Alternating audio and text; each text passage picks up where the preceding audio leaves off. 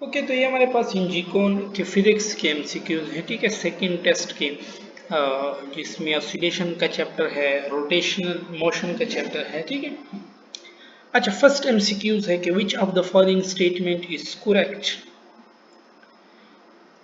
Correct ढूंढना है। ठीक है, फर्स्ट वन है कि a body moving in a circular motion का यूनिफॉर्म वेलोसिटी हो सकता है, नहीं हो सकता। रीजन, सर्कुलर मोशन में डायरेक्शन चेंज हो रही है, डायरेक्शन चेंज हो रही है तो वेलोसिटी तो वेक्टर है, तो ये तो नॉन यूनिफॉर्म होगा फिर। ठीक है, सेकंड वन है क्या स्पीड तो वेक्टर नहीं है, यस वो फिर यूनिफॉर्म हो सकते हैं। So B option is your correct option. Acceleration भी वेक्टर है, फोर्स भी एक्सेलरेशन के चेंज होने से चेंज होगा। ठीक है, तो only B option is your correct option.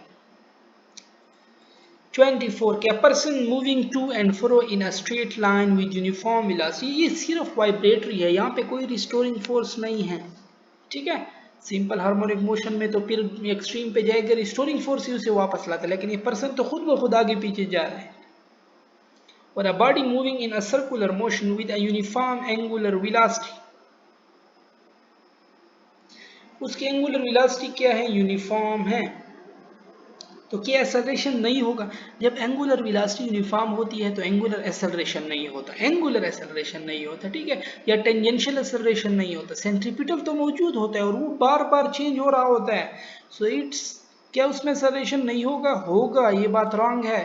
क्या उसके एक्सेलरेशन यूनिफॉर्म होगा, नहीं, सेंट्रीपिटल एक्सेलरेशन बार बार चेंज हो रहा है। क्या वेलोसिटी यूनिफॉर्म होगी, नहीं, वेलोसिटी भी, a body moving in a circular motion with uniform angular velocity। अब यहाँ पे इसने ये नहीं कहा वेलोसिटी टेंजेंशियल वेलोसिटी की, इसने ऐसे जिक्र नहीं किया, यूनिफॉर्म एंगुलर वेलोसिटी की इसने बात नहीं की। ठीक है, तो सिर्फ वेलोसिटी है, वो भी डायरेक्शन की वजह से चेंज होती है। और वेरिएबल एक्सेलरेशन, ये बात करेक्ट है, सेंट्रीपिटल एक्सेलरेशन बार बार चेंज हो रहा होता है, और किस तरफ होता है, टुवर्ड सेंटर होता है। ठीक है, वेलोसिटी टाइम कर्व, अच्छा वेलोसिटी टाइम का स्लोप क्या होता है, एक्सेलरेशन होता है। ठीक है, when it is released from extreme position,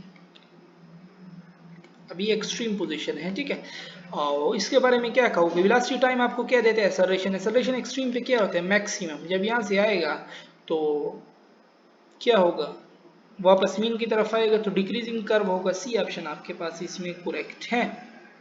और सिर्फ अगर ये वेलोसिटी पूछता तो वो फिर इंक्रीजिंग कर्व होता है, क्योंकि यहाँ पे वेलोसिटी जीरो होती है, यहाँ से जब यहाँ आएंगी तो वो बढ़ेगी। ठीक है, 27 पे जाते हैं कि for a body moving in a circular motion which of the following statement is correct, कौन सा स्टेटमेंट करेक्ट है आपके पास, कि it can have uniform angular acceleration.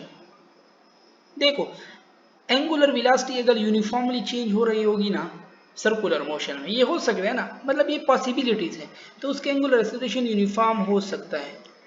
Pen ले लूं, पेन के बगैर तो ये ठीक है, तो ये बात तो करेक्ट है। बी पे आते हैं, क्या नहीं, टेंजेंशियल एक्सेलरेशन का तो डायरेक्शन चेंज हो रहा होता है, तो ये वो यूनिफॉर्म नहीं हो सकता। सेंट्रीपिटल भी पिछले एमसीक्यू से कई दफा आया कि सेंट्रीपिटल एक्सेलरेशन भी नॉन यूनिफॉर्म होता है, बार बार चेंज हो रहा होता है।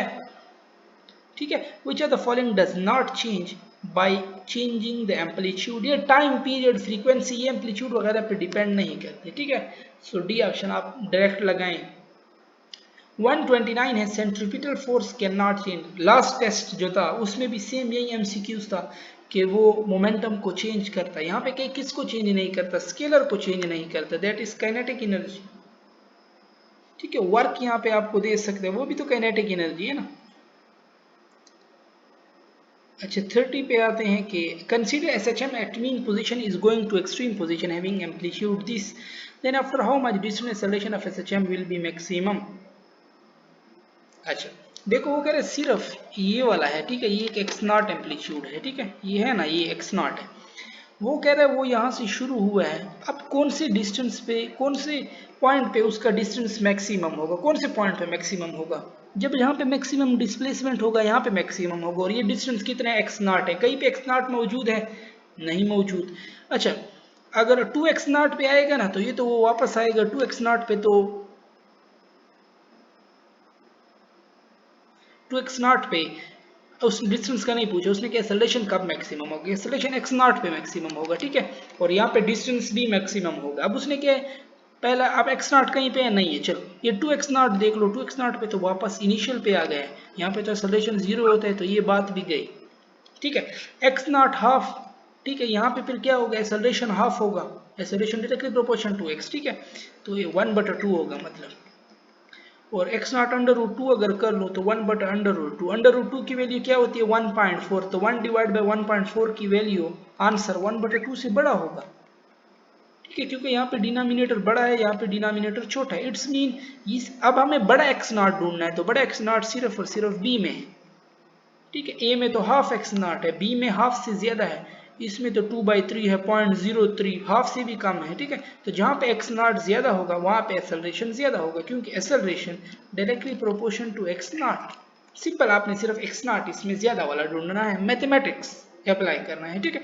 Which body moving in a circle is acted upon bye a torque, which of the following is always changes. अब देखो, टॉर्क तो तब होता है जब एंगुलर एक्सेलरेशन होगा, एंगुलर एक्सेलरेशन तब आएगा जब एंगुलर वेलोसिटी चेंज हो रही होगी, ठीक है, तो इसने चेंज की बात की है, ठीक है। अब एंगुलर वेलोसिटी चेंज होगी जिससे एंगुलर एक्सेलरेशन आएगा, एंगुलर एक्सेलरेशन आएगा, ठीक है, और डायरेक्शन ऑफ एंगुलर वेलोसिटी तो एंटी क्लॉकवाइज से चेंज होती है। अब एंगुलर एक्सेलरेशन यूनिफॉर्म भी हो सकता है, नॉन यूनिफॉर्म भी हो सकता है, तो ये भी नहीं है, ये मतलब यूनिफॉर्म हो सकता है, ठीक है, तो चेंज वाली बात गलत है, तो सिर्फ बी ऑप्शन। Simple pendulum है, A taken time to reach from mean position to half of amplitude, while an identical pendulum B take time to reach from extreme. Which can be said about the time of two pendulum? देखो, ये है half distance और half distance, ठीक है, और ये आधा distance उस तरफ। अब ये वाला जो पूरा डिस्टेंस है इसको भी इसने काटा हुआ है, ठीक है। अब इसने एक टाइम 1 दिया है जो मीन पोजीशन से जाता है इधर, ये टाइम 1 है, और एक इसने आपको क्या दिया हुआ है, टाइम 2 दिया हुआ है जो एक्सट्रीम से हाफ, ये टाइम 2 है इसकी, ठीक है। इसने आपको क्या दिए हुए हैं, ये 2 टाइम दिए हुए हैं। अब देखो, मीन पोजीशन पे वेलोसिटी ज्यादा होती है तो टाइम कम लगेगा, और ये टाइम कितना होता है t/12, एक्सट्रीम पे जाएगा वहां पे वेलोसिटी 0, जब वापस आएगा तो उधर टाइम यहाँ तक कम लगता है, सॉरी ज्यादा लगता है, t/6। अब जिसका डिनोमिनेटर बड़ा उसका आंसर कम आएगा, तो इसका टाइम कम होगा, तो t1 है ना ये, तो t1 का टाइम ज्यादा होगा t2 से, क्योंकि ये t/12 है, वो मतलब मैं कर लूँ 12/12 और एक है 12/6, 12/12 से क्या आ रहा है 1 सेकेंड, t1 12 है, 12/6 से क्या आ रहा है 2 सेकेंड, तो 1 सेकेंड। मतलब इसने क्या कहा है कि what can say about the time of two pendulum, sorry देखो ना, एक 1 सेकेंड है, एक 2 सेकेंड है, ठीक है, मतलब ये वाला जल्दी पहुंचेगा 1 सेकेंड में, वो देर से पहुंचेगा, तो जो देर से पहुंचेगा उसका टाइम ज्यादा है, वो t2 है ना, तो t2 ग्रेटर देन t1। अगर इसमें ये पूछता ना कि कौन जल्दी पहुंचेगा, तो ये t1 वाला जल्दी पहुंचेगा, क्योंकि यहाँ पे वेलोसिटी ज्यादा होती है, वहां पे वेलोसिटी 0 हो जाती है, फिर स्लो स्लो ज्यादा हो रही होती है, ठीक है। अंडरस्टैंड, ए नहीं होगा बी होगा, क्यों, क्योंकि इसमें टाइम 2 आ रहा है और इसमें टाइम 1 आ रहा है, तो 2 इज ग्रेटर देन 1। बट अगर फास्ट प्रोसेस का पूछ रहे तो वो first process is fast than second, क्योंकि उसमें जल्दी पहुंचेगा। 33 पे जाते हैं कि when magnitude of velocity of a body moving in a circle changes, which of the following also changes? When magnitude of velocity of a body moving in a circle, magnitude change हो रही है ना, तो angular velocity का भी magnitude change होगा, होगा ना।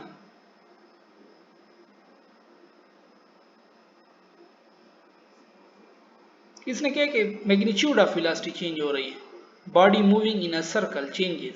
अब सर्कल में तो डायरेक्शन भी चेंज होगा, तो v is equal to are omega, omega के साथ डायरेक्ट है ना, तो मैग्नीट्यूड भी चेंज होगा, मैग्नीट्यूड स्पीड भी है ना, तो स्पीड भी चेंज होगा, तो both A and B correct है आपके पास, ठीक है।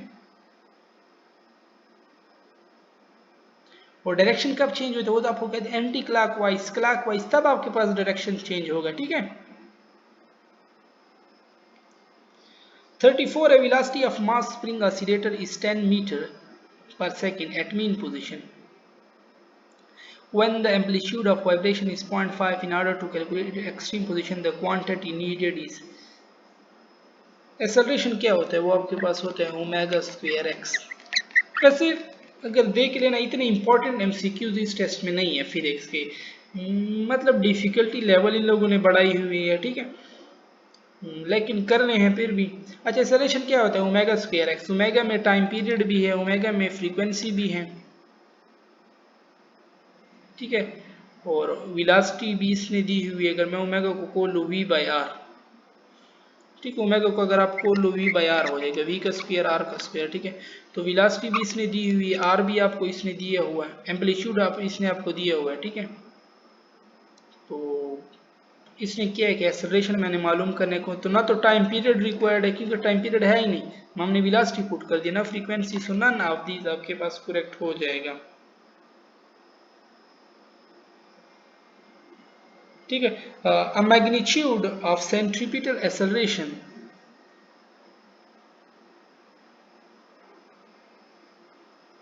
ये एक्सेलरेशन आप इस फार्मूले से भी मालूम कर सकते हो ना, is equal to v omega, ठीक है। ओमेगा में फिर आप वी बाई आर कर लो। अच्छा, ये फिर acceleration is equal to v square by r हो जाएगा, ठीक है। वी भी आपके पास मौजूद है, आर भी, इससे भी एक्सेलरेशन, मतलब फ्रीक्वेंसी टाइम पीरियड की जरूरत नहीं है।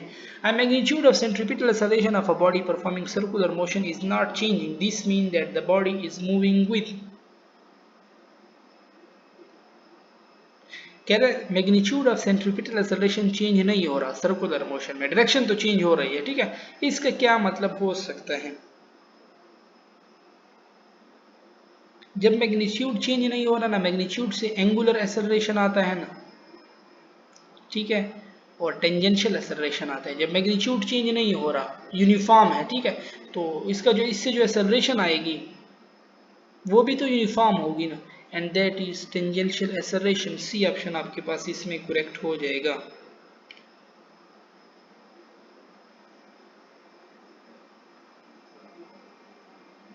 नहीं नहीं, देखो ना, इसने क्या है, magnitude of centripetal acceleration of a body performing, magnitude constant है, ठीक है, एक्सेलरेशन कांस्टेंट है सेंट्रीपिटल एक्सेलरेशन के, इट्स मीन, इसका मतलब क्या हो सकता है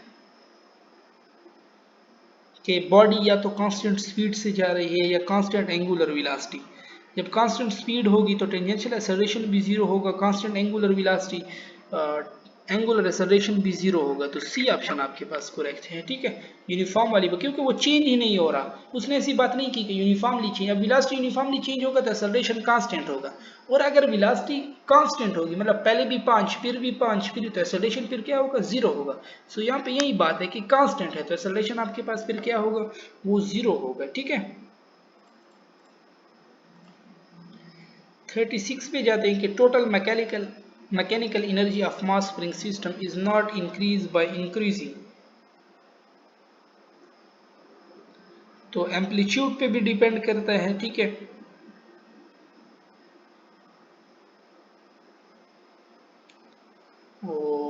स्प्रिंग कांस्टेंट पे भी डिपेंड करता है, ये डिस्प्लेसमेंट पे नहीं करता, फार्मूले में सिर्फ एम्पलीट्यूड है, ठीक है।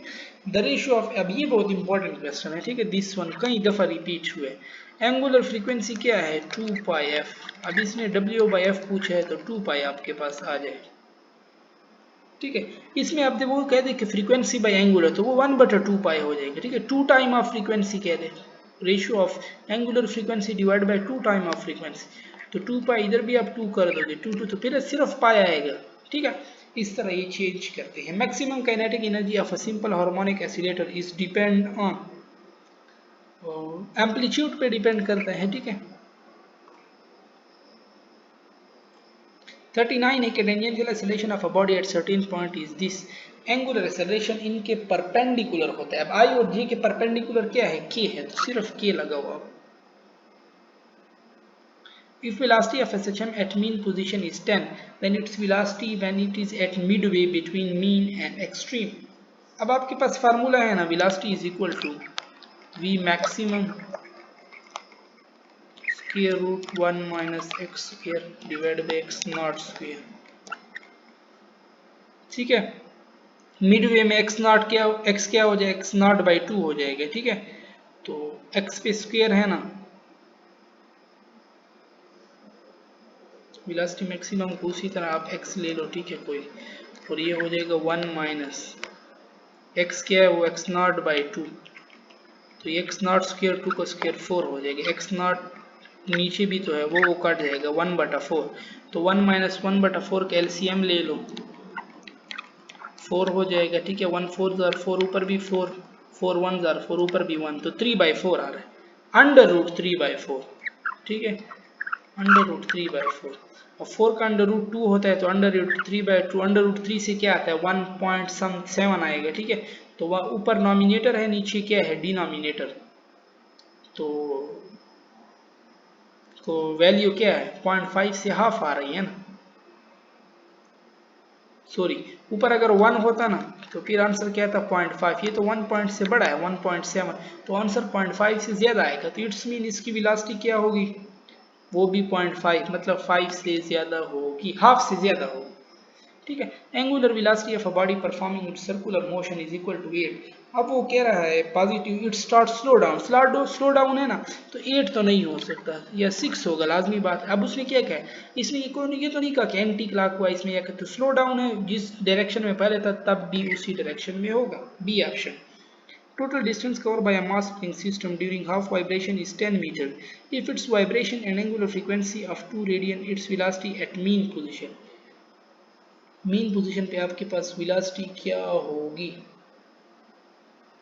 वेलोसिटी का फार्मूला क्या है, वेलोसिटी क्या है ओमेगा एक्स। ठीक है, और total distance cover by mass during half vibration में 10 मीटर है टोटल डिस्टेंस।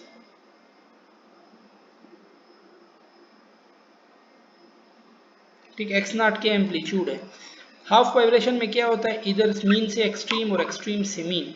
अब एक्स नॉट तो एम्पलीट्यूड है, एम्पलीट्यूड तो एक होता है, और इसमें क्या है कि ये दोनों 10 के बराबर हैं, तो एक कितने के बराबर होगा, वो 5 के बराबर होगा।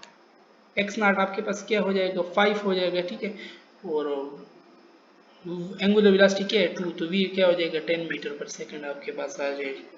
अब वो अगर आपको कह देता कि हाफ वाइब्रेशन में उसने 20 किया, तो एक कितने के बराबर होता है, एक 10 के बराबर होता है, तो एक्स नॉट में आप 10 पुट कर लेते। ठीक है, 43 है कि body having angular velocity in the east direction, इस तरफ है एंगुलर वेलोसिटी, और स्लोइंग डाउन है। सेंट्रीपिटल एक्सेलरेशन क्या होता है ओमेगा होता है उसमें। ठीक है, वी भी होता है, मतलब सेंट्रीपिटल एक्सेलरेशन और ओमेगा परपेंडिकुलर है, तो या तो वो इस तरफ होगा या इस तरफ होगा, तो या तो नॉर्थ की तरफ होगा ईस्ट, या नॉर्थ ईस्ट, और वेस्ट या साउथ, या तो नॉर्थ की तरफ या साउथ की तरफ, ये इसके परपेंडिकुलर है सिर्फ। ठीक है, तो नॉर्थ है, कहीं पे नॉर्थ मौजूद है, साउथ नहीं है, बस नॉर्थ ही लगाओ।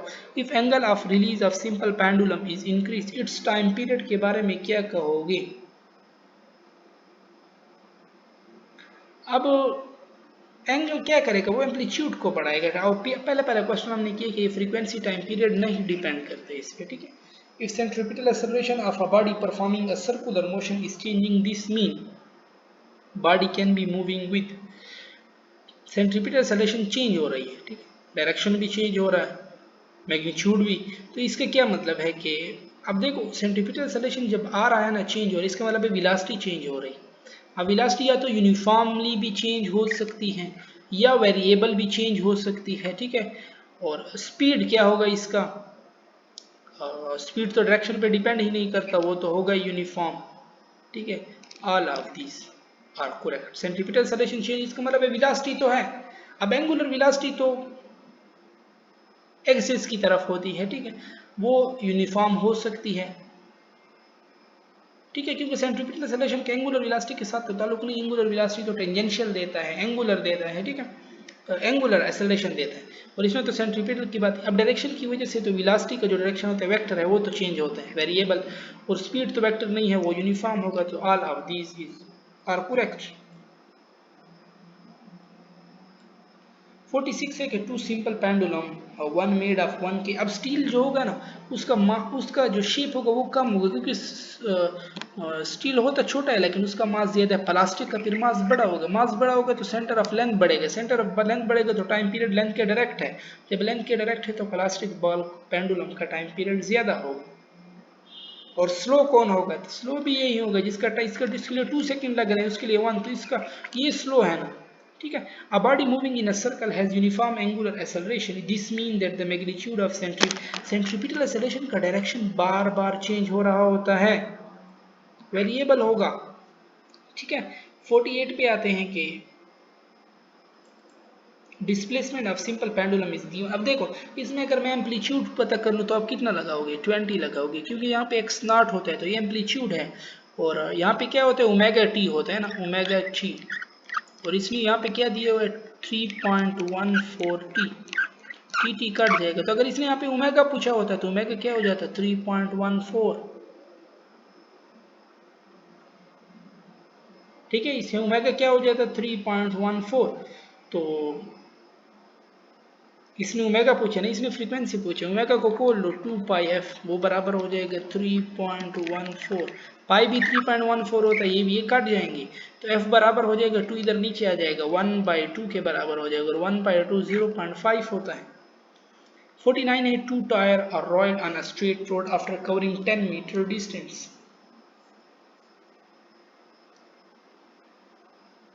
ठीक है, तो एस इज इक्वल ना v is equal to theta is equal to